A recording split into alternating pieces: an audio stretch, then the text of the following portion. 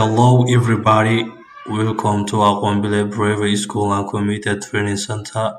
Today, we're gonna explain 12 tense, especially the second one, present continuous tense. Asoo dhawaadaan dhammaan ardayda qaaliga ah ee wax ka barata macadka luuqadaha ee Aquambile. Maanta waxaynu sharaxan doonaa tenniskeena labaad ee present continuous tense. Inta aynanu casharka u gudagelin bal aynu isla macnayno present continuous tense. Ereyga present waa jooga ama hadda xaadir ah, continuous socda, tense waqti. Soomaali marka la isku daro waxay noqon doontaa waqtiga jooga ee socda.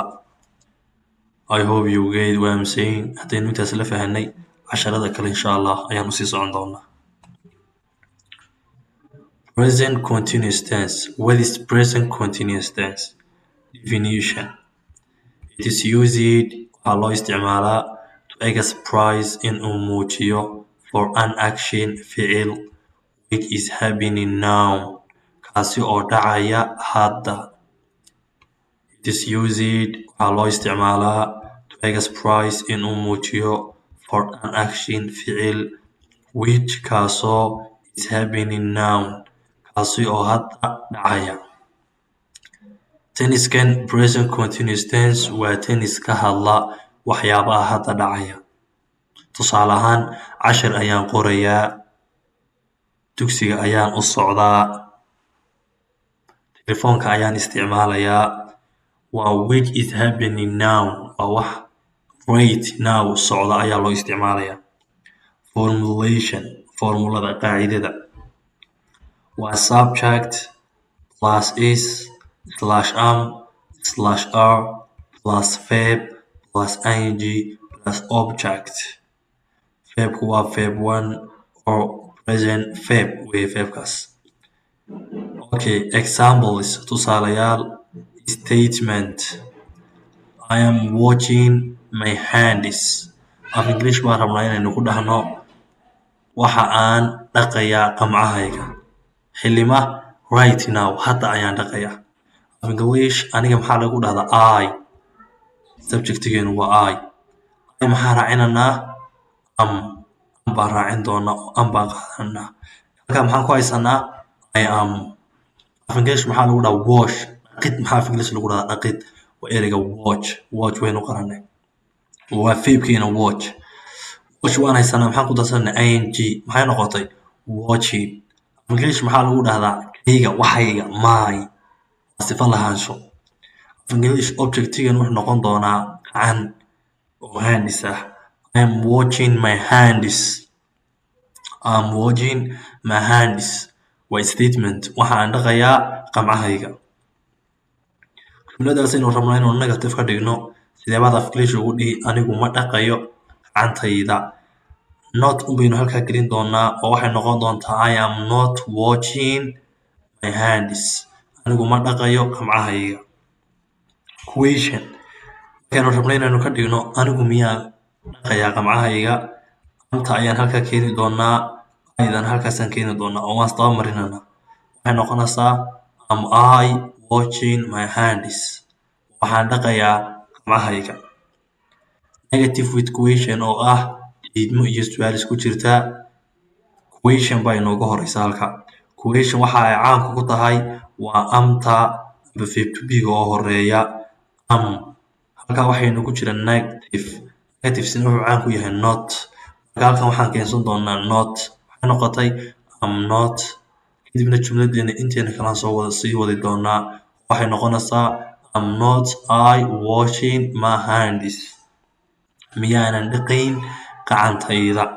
Af Soomaaliga haddaynu isla eegno oo jumladaha ah waxaan dhaqayaa gacantayda. Gacantayda ma dhaqayo. Miyaan dhaqayaa gacantayda. Miyaanan dhaqayn gacantayda. So, I hope you understand present continuous tense. All in all, hadalkoo dhan haddii aynu isku soo duuduubno, tenniskan waxaa loo isticmaalaa waa dhacdo hadda dhacaysa ayaa tenniskan loo isticmaalaa. Okay, waan sii soconanaa oo hore ayaan usii socon doonaa qaybaha kale tenniska. ing formation goorma ayaa jumlada la raacinayaa ing jumlad walba ing la raacin maayo okay a iyo b iyo c baan u kala qaadi doonaa saddexdaa qaybood okay a aan isla fiirino if the verb is end haddii ficilku uu ku dhamaado in a constant haddii ficilku constant uu ku dhamaado and letter o iyo xarafka o haddii shaybanayaasha oo dhan uu ku dhamaado iyo letter o iyo xarafka o waxaad ku daraysaa ing baad ku dari constant maxaa la yidhahdaa waa shaybanayaal soomaaligan marka la joogo ba ilaa iyo ya waxa u dhexeeya waxaa laisku dhahdaa constant oo shaybane marka haddii ereygaagu uu ku dhamaado xarfaha ka mid ah ba ilaa ya iyo xarafka o waxaad ku darta ing baad ku dari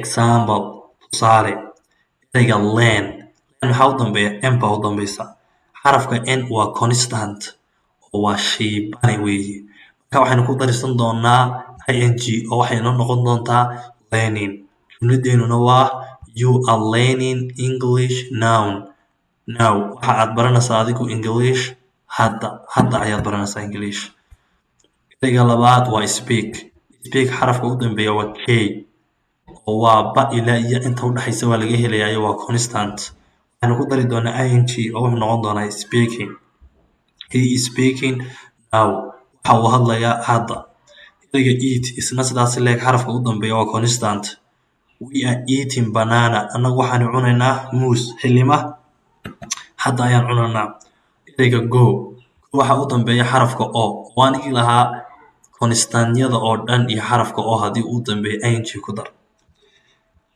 go ben ing ku darnay oo waxay noo noqotay going she is going to the school iyadu waxa ay tegaysaa iskuulka do waxa u dambeeya xarafka o marka ing baan ku dari doonaa waxay noqon doontaa doing they are doing great waxa ay samaynayaan wax wanaagsan they are doing great wax wanaagsan bay samaynayaan waxaan u malaynayaa inaad fahanteen eeda koowaad marka insha allah waxaynu isla eegi doonaa bida oo noqon doonta secondigeena ambateena labaad waxaa lagu yidhi if the verb haddii verbku indis uu ku dhamaado in e haddii xarafka e uu verbku ku dhamaado omit ka masax oo ka saar ida ka saar and add waxaad ku dartaa ing ku dar haddii xarafkaaga uu ku dhamaado ida ka saar oo waxaad ku dartaa ing okay ing information waa kan bd example tusaale ereyga manage waxaa u dambeeya xarafka e waad arkaysaa marka xarafka waan ka tirtiri doonaa si aynu ing u raacino kadibna waxaynu ku dari doonaa ing waad arkaysaa xarafkii waynu ka tirtirnay omit tirtir masax ida masax and add waxaad ku darta ing bay ahayd marka waynu ka saarnay ing baan ku darnaa maxay noqotay they are managing waxa ay maareynayaan office xafiiska ay maareynayaan ereyga exercise okay xarafka e baa u dambeysa marka si aynu ing ugu darno xarafka waynu ka saari doonaayo ing baan ku dari doonaa oo maxay noqonaysaa he is exercising me now